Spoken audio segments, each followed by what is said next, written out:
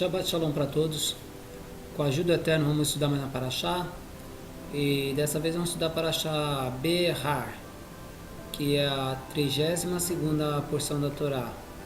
Essa Parashá está no livro de Vaikra, ou Levítico, no capítulo 25. E começa assim: Vaidaber Adonai el Moshe Behar Sinai Lemor.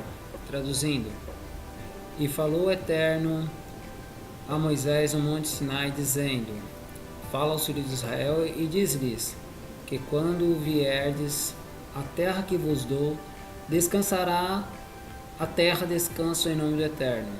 6 anos semearás o teu campo, e 6 anos podarás a tua vinha, e recolherás o seu produto, e no 7º ano, sábado, descanso será para a terra. Sábado em nome do Eterno.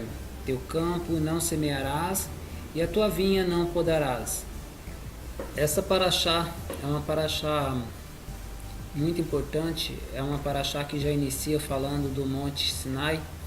E os nossos sábios vêm dizer por que está escrito sobre o Monte Sinai logo no começo da paraxá, e qual a relação do Monte Sinai com a terra, com esses mandamentos da terra, o descanso de Shemitah e o descanso de Jubileu.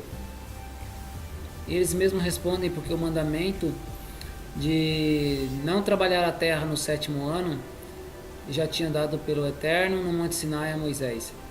Todos os mandamentos vieram do Monte Sinai a Moisés, e esse era um dos mandamentos. E o que o Eterno está exigindo de Israel aqui? O Eterno está falando com Israel que até a terra tem que descansar no 7º ano. Até hoje existem alguns kibbutz, algumas lavouras, alguns agricultores em Israel que ainda cumprem esse mandamento de Shemitah. Mas como que funcionava isso e ainda funciona? O Eterno fala com o povo de Israel que Israel ia plantar durante 6 anos. E no final do 6º ano, Israel ia colher o produto da terra. E no 6º ano, o Eterno ia preparar uma porção na terra de 3 anos de colheita. Ou seja, o 6º ano ia produzir para 3 anos.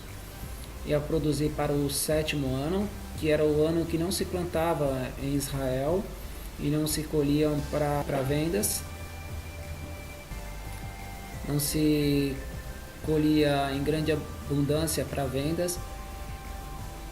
Ia preparar também a porção no 6º ano para o 8º ano e para o 9º ano.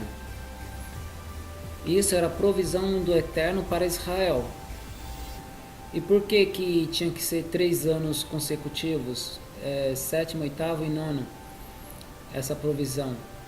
Porque que depois do 7º ano, que era o ano que não se plantava, o agricultor ia ter que plantar a semente e esperar aquela semente germinar. E muitas lavouras demoram até 2 anos para começar a produzir.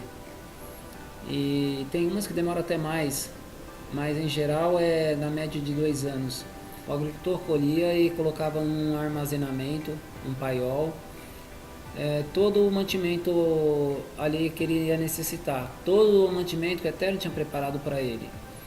E a terra dele ia produzir provavelmente algumas coisas, porque sempre cai grãos, sempre cai alguma coisa na terra, e aquela terra ela vem a germinar novos grãos.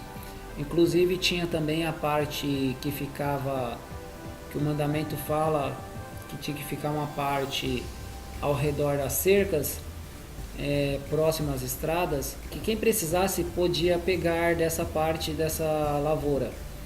Isso é a ordem do Eterno para com todo o povo de Israel, que ele fizesse uma fileira, um canteiro ali na beira da cerca, para que pessoas que necessitassem podiam pegar desse alimento. E não era roubo, era mandamento do Eterno. Então o israelita fazia isso, e isso na verdade vem trazer um pensamento de justiça social, de ajudar o próximo, ajudar o necessitado. Mesmo que se a pessoa não tivesse ali próxima para poder pegar das espigas e doar essas espigas para quem precisasse, vamos colocar como se fossem espigas, a pessoa podia muito bem encostar na cerca e ir lá e pegar desses produtos, dessas espigas, e levar consigo para comer no caminho. Podia ser uvas, podia ser laranjas, podia ser qualquer outro produto, mas tinha que ser de fácil acesso para que as pessoas pudessem pegar. Então, o Eterno manda que a terra entre em descanso, mas essa parte que era destinada aos necessitados, essa parte não era para ser colhida. Essa parte continuava sendo destinada aos necessitados, aos que precisassem. E dessa parte provavelmente caía grãos, pássaro também acabavam semeando na terra. De alguma forma a terra produz, mesmo não plantando.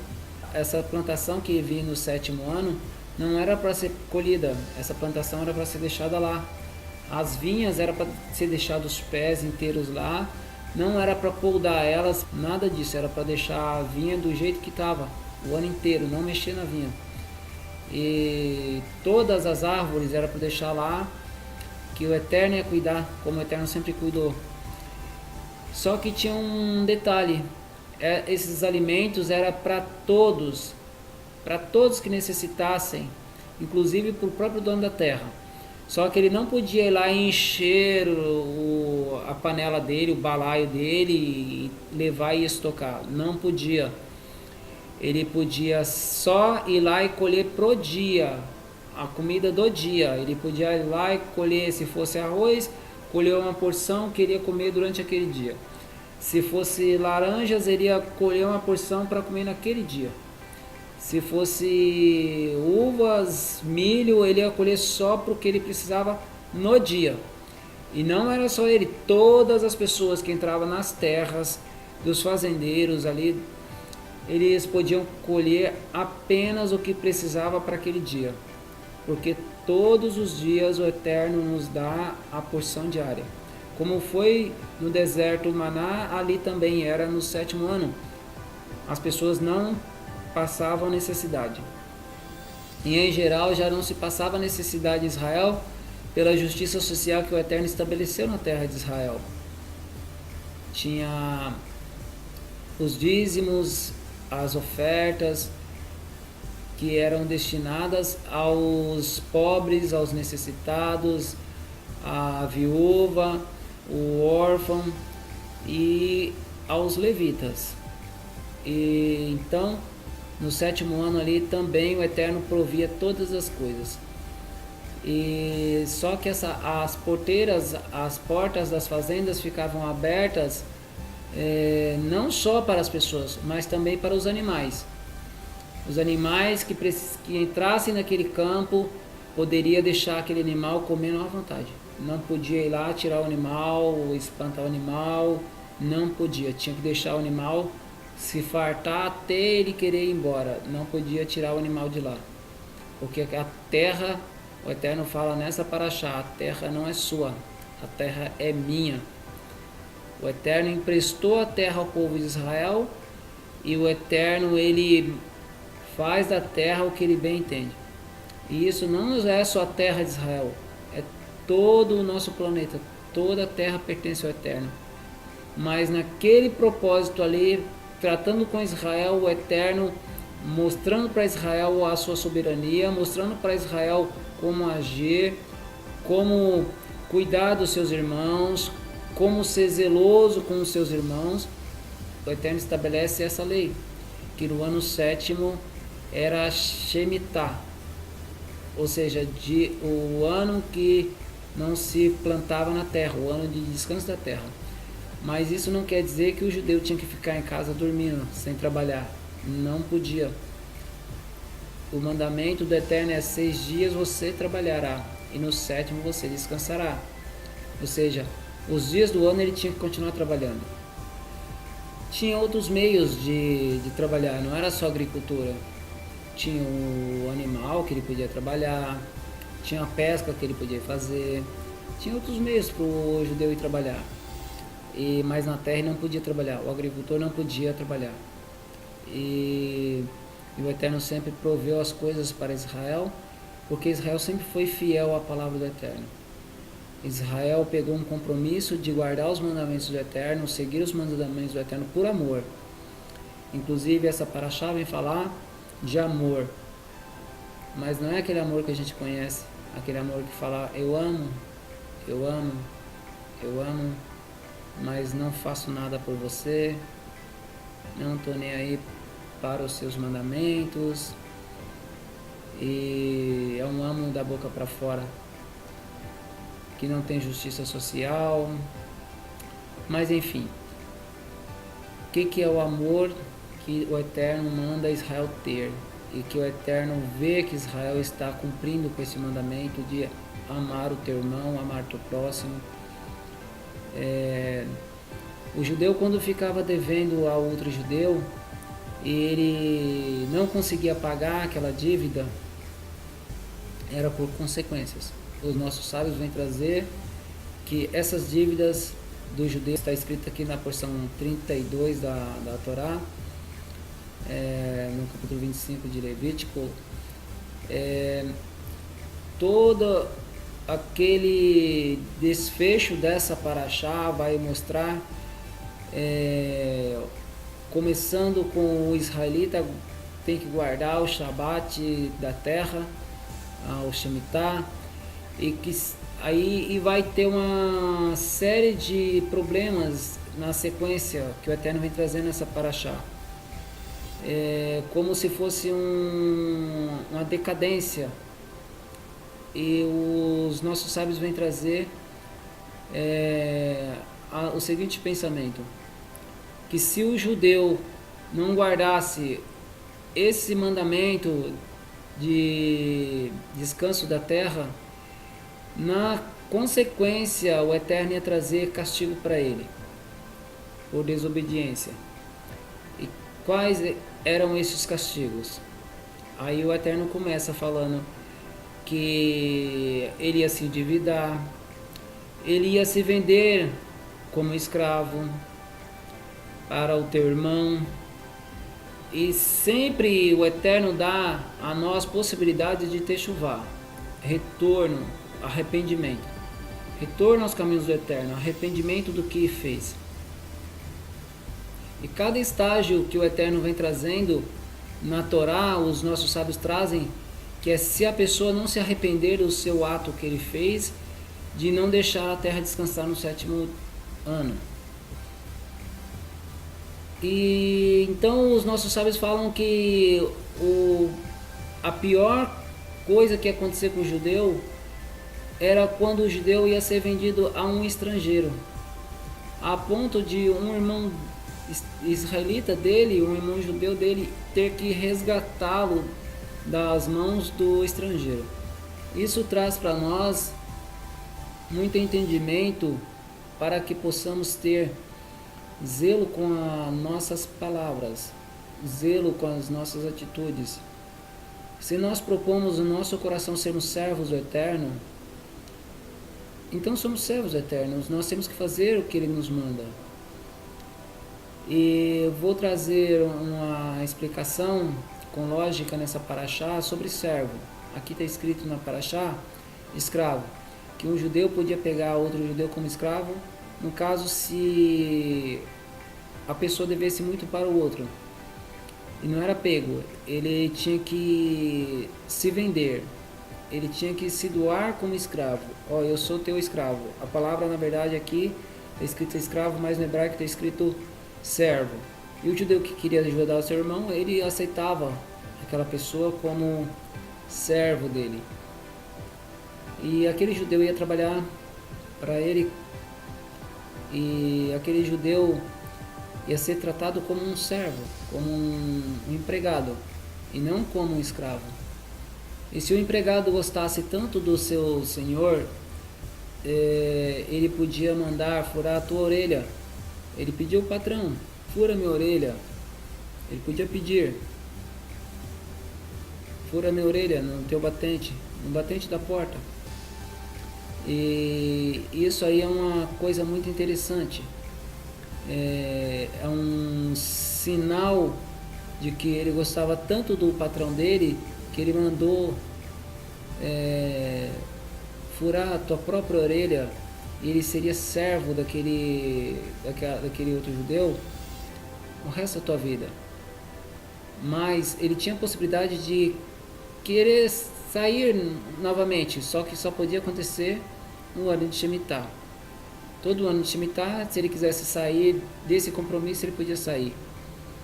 Isso, mas a pessoa só mandava furar a orelha se ela gostasse muito, mas amasse muito o teu patrão. Aí ele podia pedir para furar a orelha e ficava ali como um empregado o resto da tua vida. Mas o patrão tinha que ser muito bom também para isso, para um outro querer servir a ele o resto da vida. E assim somos nós com o Eterno. O judeu, no caso, que furou a orelha, ele não recebia nada mais para ser servo ali para sempre ali da vida dele ali, com aquele outro judeu que era o patrão dele. Ele não recebia nada mais para isso, mas por amor, aquele patrão, aquele senhor, ele furava a orelha dele. E quando se furava a orelha na porta, se indicava que ele era servo daquela casa. Por isso que era no batente. Ele mostrava para as pessoas que ele tinha dono. Ele mostrava para as pessoas que ele gostava do patrão dele. Ele gostou tanto do patrão dele, do senhor dele, que ele furou a orelha. E assim somos nós com o Eterno. Quando nós fazemos a nossa aliança com o Eterno, é por amor ao Eterno, não porque o Eterno vai nos dar alguma coisa. Não é isso. As coisas boas vêm para o judeu, mas também vêm as coisas ruins. Como vêm as coisas boas para o ímpio, também vêm as coisas boas para o ímpio. Coisas ruins vêm para o ímpio, coisas boas vêm para o ímpio. Coisas boas vêm para o judeu, coisas ruins vêm para o judeu. Mas por que então nós cumprimos a Torá? Por que então nós obedecemos tanto o Eterno com zelo, procuramos fazer com zelo, mesmo que nós não conseguimos em 100%, mas nós buscamos a cada dia? É porque nós amamos o Eterno. E quanto mais nós cumprimos esses mandamentos, mais próximos do Eterno nós ficamos. E é isso que nos traz alegria, que nos traz conforto à nossa alma. Porque o nosso viver não é pensando na matéria, no corpo físico, e sim no espírito. Nós vivemos para saciar o nosso espírito e não a nossa carne. E quando nós saciamos o nosso espírito, nós nos achegamos diante do Eterno, nós nos achegamos mais próximo ao Eterno. Nunca que vamos chegar ao nível do Eterno, mas no nível de santidade que o Eterno nos pede, nós podemos chegar. E nós temos que buscar isso. Então o Eterno dá o mandamento de Shemitah, que é o 7º ano, que é o ano de descanso da terra. E também o Eterno fala aqui de 7 vezes 7 anos, que dá 49. No 50º ano, ou seja, no ano 50, também é Shabat, ou Jubileu, Yovel, assim está escrito, Yovel, Jubileu. Por que tinha o Yovel? Porque o judeu, quando ele precisava, ele podia vender sua terra para os irmãos dele, para os judeus. E no 50º ano, essa terra tinha que ser devolvida para ele. Quanto mais próximo de Jubileu estivesse, menos a terra valia, porque que aquela pessoa ia ficar menos tempo com aquela terra. Ele ia usufruir menos daquela terra. E ele ia ainda ter que guardar de 7 em 7 anos o ano de Shemitah. E o ano de Jubileu ainda se dava exatamente em uma Shemitah, onde os escravos tinham que ser libertos, ali no ano de jubileu, e a terra também ia ser liberta. A cada 7 anos, o judeu ele tinha que deixar a terra descansar e dar liberdade a cada 7 anos também para seu empregado. No 50º ano, as terras voltavam para os seus antigos donos, e foi a primeira possessão da terra, o primeiro a ter posse dessas terras. E aquele empregado, aquela pessoa que tinha se vendido para um dos seus irmãos como empregado, como escravo, ele também tinha que ser livre. Todas as dívidas no 50º ano, ano de jubileu, eram quitadas. A terra também não trabalhava, pois era ano de Shemitah. No versículo 18 do capítulo 25 está escrito: e observarei os meus estatutos e os meus juízos guardareis e os cumprireis, e habitareis seguros na terra. Ou seja, quando a gente anda nos caminhos do Eterno, a nossa segurança ela está garantida pelo Eterno. Se nós andarmos na Torá, nós andarmos nos caminhos que o Eterno nos deu, Ele nos garante que teremos segurança, teremos paz, teremos prosperidade. É o que o Eterno nos garante.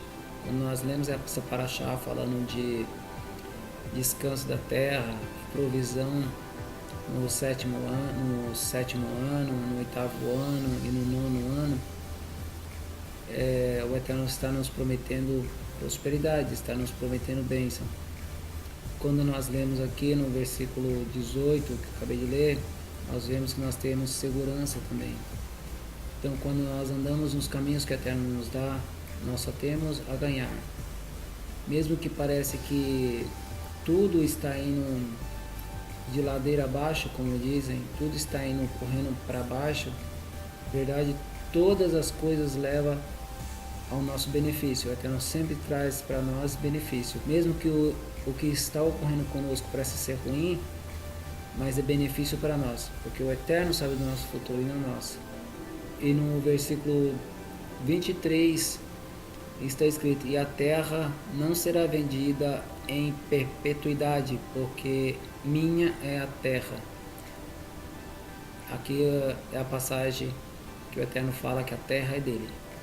Bom, então que o Eterno abençoe a todos e que nós possamos nos atentar aos mandamentos do Eterno, cumprir os seus mandamentos, os seus estatutos e guardar os nossos caminhos, porque só o caminho que o Eterno tem para nós, que é o caminho da bênção, que nós possamos ter as nossas orelhas furadas na porta da casa do Eterno, e que nós possamos ouvir a voz do Eterno, que nós possamos mostrar para o mundo que nós pertencemos a um Deus Todo-Poderoso, vivo e existente, que nós possamos servi-lo de verdade. A paraxá é muito rica, muito bonita, mas vai ficando por aqui. Eu trago apenas pequenos shiur sobre a paraxá, porque nós devemos também buscar nas sinagogas, nas casas de estudos, sobre as coisas do Eterno. Que o Eterno abençoe a todos.